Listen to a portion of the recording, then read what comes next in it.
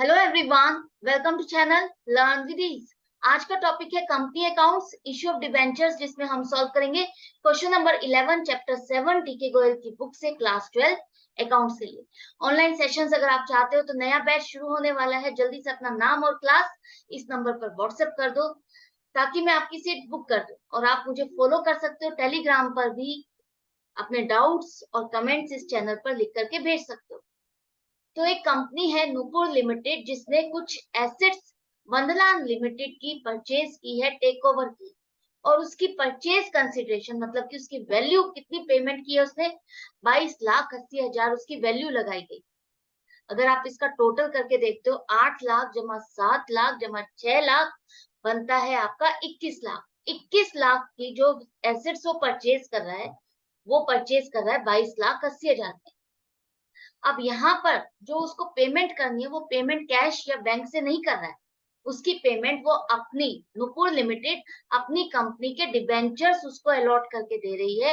अपनी कंपनी के debentures issue कर रही है। 200 रुपए का एक डिबेंचर है जिसे 8% तो डिबेंचर का नाम है, जिसे दो कंडीशन दी गई है। या तो डिस्काउंट, अगर डिस्काउंट पर देती है तो क्या जर्नल एंट्री बनेगी, और अगर प्रीमियम पर देती है तो क्या एंट्री बनेगी। इन दोनों कंडीशंस में आपको जर्नल एंट्रीज बतानी है। तो सबसे पहले आप सामान खरीद रहे हो, एसेट्स खरीद रहे हो, आपकी कंपनी में एसेट्स आ रही है, तो क्या करोगे, एसेट्स को आप डेबिट करोगे। Plant and machinery 8 lakh, stock 7 lakh है। इन सबकी कीमत कितनी है, जो वर्थ है वो 8 लाख, 7 लाख और 6 लाख है। लेकिन आप 21 लाख जो उनकी वर्थ है उससे ज्यादा की पेमेंट कर रहे हो। जब हम कोई चीज खरीदते हैं और उसकी वैल्यू से ज्यादा उसको पेमेंट करते हैं, तो वो क्या कहलाती है आपकी, वो डिफरेंस जो है 1,80,000, वो उसका गुडविल कहलाएगा। कभी आपने देखा होगा, कभी आप कोई प्रॉपर्टी खरीदने गए, उसकी नॉर्मल वैल्यू मार्केट में देखा जाए तो वो दोनों में फर्क होता है। वो फर्क क्यों होता है, उसकी लोकेलिटी का, उसके एरिया का, उस जगह पर जो फैसिलिटीज अवेलेबल है, उन सब चीजों का। तो ये सब चीजें क्या फर्क करती हैं, उस चीज की वैल्यू को बढ़ा देती हैं। तो वो जो बढ़ी हुई कीमत, जो वैल्यू आप देने के लिए तैयार होते हो, वो उसकी गुडविल कहलाती है। उसके उसकी वैल्यू जो अटैच्ड आपको मिल रही है, जो एक्स्ट्रा वैल्यू आपको मिल रही है, उसकी कीमत आप पे करते हो। तो ये जो चीज आपको मिल रही है, उसके साथ जो आपको गुडविल जो आपको परचेज करनी पड़ रही है, वो है 1,80,000। आपको वो सामान इतना वैल्यूएबल लग रहा है कि आप उसकी कॉस्ट ज्यादा देने के लिए भी तैयार हो। कितनी कॉस्ट आपने ज्यादा दी, 1,80,000। तो ये 1,80,000 आप उसको उसकी गुडविल के लिए पे कर रहे हैं। करेक्ट है, ये आपकी एसेट है जो कि आपकी बैलेंस शीट में शो की जाएगी। अब ये सब सामान आप खरीद रहे हो और जिसकी कीमत आपने 22,80,000 लगाई है, इसकी पेमेंट अभी आपने नहीं की है वंदना लिमिटेड को। तो वंदना लिमिटेड अभी आपका क्रेडिटर बन गया है, आपको इसको पेमेंट करनी है। पेमेंट कैसे कर रहे हो आप उसको डिबेंचर्स अलॉट करके कर रहे हो। अगर फर्स्ट केस देखा जाए, जहां पर आप 5% डिस्काउंट पर अपने डिबेंचर्स उसको अलॉट कर रहे हो, आपका डिबेंचर कितने का है, 200 रुपए का। अगर इस पर 5% डिस्काउंट दोगे तो कितना बनेगा आपका, 10 रुपए बनेगा। इसका मतलब आपका एक डिबेंचर हो गया 190 रुपए का। 190 रुपए का एक डिबेंचर है आपका, और आपको कीमत कितनी देनी है, 22,80,000।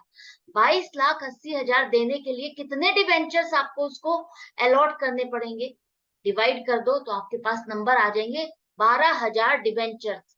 12,000 डिबेंचर्स आप अपनी कंपनी के उसको दोगे, तब जाकर के उसकी कीमत पूरी होगी। डिबेंचर क्या है, लोन है। एक तरह से आप ये मान के चलोगे, उसका आपकी कंपनी में लोन चल रहा है, आपको वो लोन की पेमेंट उसको एंड में जाकर के करनी है। शेयर्स क्या होते हैं, वो आपका कैपिटल का पार्ट होते हैं। डिबेंचर्स लोन है, जिसे आप विद इंटरेस्ट पे करोगे एंड में जाकर के। कितने पीरियड के लिए है वो स्पेसिफाई किया जाता है, उस पीरियड के बाद आप उसको पे करते हो।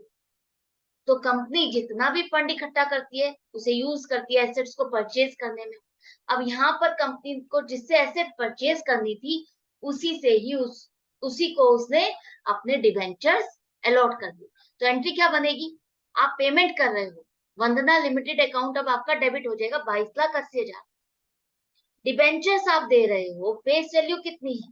आपका सामान तो 200 रुपए की वैल्यू का है ना, आप उसे अपने सस्ता बेच रहे हो, डिस्काउंट पर बेच रहे हो, तो वो आपका नुकसान है।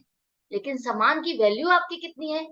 200 रुपए के हिसाब से 12,000 डिबेंचर्स 24 लाख के हो जाएंगे। तो 24 लाख आप अपनी बुक्स में as a debenture liability side पर बुक करोगे, शो करोगे, लोन शो करोगे। इस पर जो आप डिस्काउंट दे रहे हो, जो भी डिस्काउंट दे रहे हो, 1,20,000 बनता है, 10 रुपए आप हर एक डिबेंचर पर उसको डिस्काउंट दे रहे हो, तो ये 1,20,000 आपका नुकसान है, खर्चा है, जिसे आप अपनी बुक्स में रिकॉर्ड करोगे। कौन से साल में?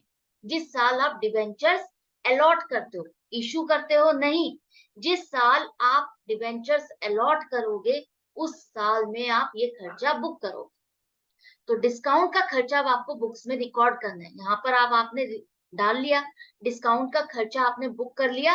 अब ये डिस्काउंट का खर्चा आपका क्या है? नॉमिनल अकाउंट है, और नॉमिनल अकाउंट आपको ईयर एंड में क्लोज करने होते हैं, उनका बैलेंस फाइनली ट्रांसफर करना होता है प्रॉफिट एंड लॉस अकाउंट।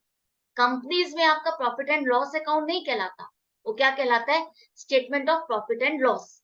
तो उस अकाउंट में, इसको हम अकाउंट नहीं कहेंगे, हमें आदत पड़ी हुई है तो हम जनरली अकाउंट कह देते हैं, लेकिन ये क्या है? Statement, statement of profit and loss.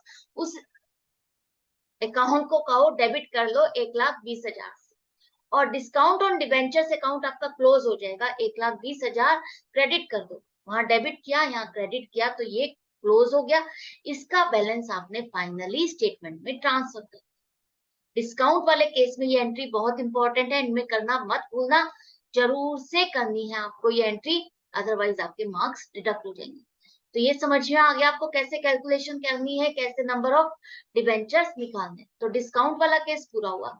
अगर यही केस होता आपका प्रीमियम का, तो आपके एसेट्स वाली जो फर्स्ट एंट्री है वो तो सेम बनेगी, आपने जितनी एसेट्स खरीदी, एक्स्ट्रा अमाउंट आप पे कर रहे हो, एक्स्ट्रा अमाउंट आप जो पे कर रहे हो वो आपकी गुडविल है, एक नई एसेट आपकी बुक्स में जनरेट हो गई, आप रिकॉर्ड करोगे, बैलेंस शीट में शो करोगे।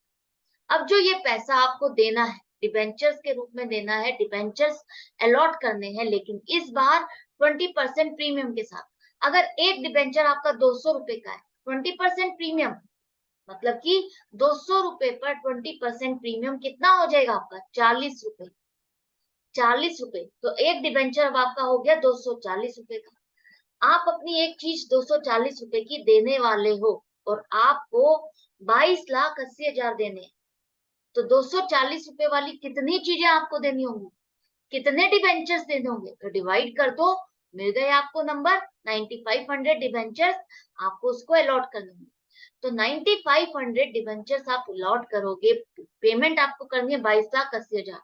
पेमेंट कर रहे हो तो वंदना लिमिटेड अकाउंट आप डेबिट करो, इसका अकाउंट आपका क्लियर हो जाएगा, पेमेंट कर रहे हो।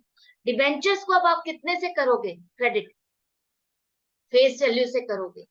वहां पर भी आपने फेस वैल्यू से किया था डिस्काउंट वाले केस में भी, यहाँ पर भी फेस वैल्यू से करोगे, जो वैल्यू है उतने से ही करोगे। 9500 डिबेंचर्स 200 रुपए के हिसाब से, तो आपका डिबेंचर अकाउंट में डलेगा 19 लाख रुपए। और जो प्रीमियम आप ले रहे हो, प्रीमियम आप इसको कंसिडर कर रहे हो, तो ये आपके 40 रुपए सिक्योरिटीज प्रीमियम अकाउंट में डलेंगे, 3,80,000। क्लियर है?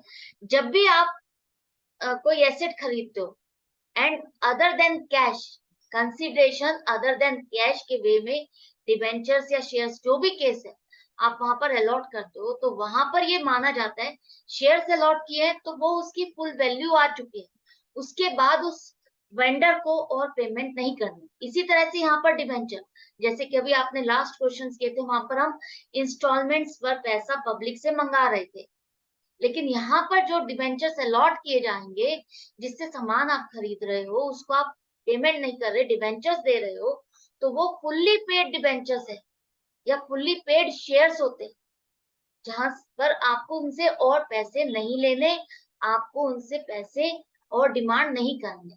ये माना जाएगा कि उनसे पूरा का पूरा जो ये फेस वैल्यू है, जो ये पैसा है, जितने का डिबेंचर है या शेयर है, वो पूरा पैसा आ चुका है। क्लियर है? आई होप आपको अच्छे से समझ में आ गया। डिस्काउंट वाला खर्चा आपका statement of profit and loss में जाता है, और सिक्योरिटीज प्रीमियम आपका कहाँ शो होता है? प्रीमियम का पैसा आपका बैलेंस शीट में शो होता है, रिजर्व्स एंड सरप्लस में शो। तो मिलती हूँ नेक्स्ट वीडियो में नेक्स्ट क्वेश्चन के साथ। ये क्वेश्चन यहाँ पर कंप्लीट हो जाता है। डाउट या कंफ्यूजन है तो कमेंट सेक्शन में जरूर से लिख के पूछो। अच्छा लग रहा है, बेनिफिट हो रहा है तो थम्स अप का बटन जरूर से प्रेस करो, और ज्यादा से ज्यादा अपने फ्रेंड्स में शेयर करो। ऑनलाइन क्लासेस चाहते हो तो जल्दी से इस नंबर पर व्हाट्सएप कर दो। Goodbye and take care.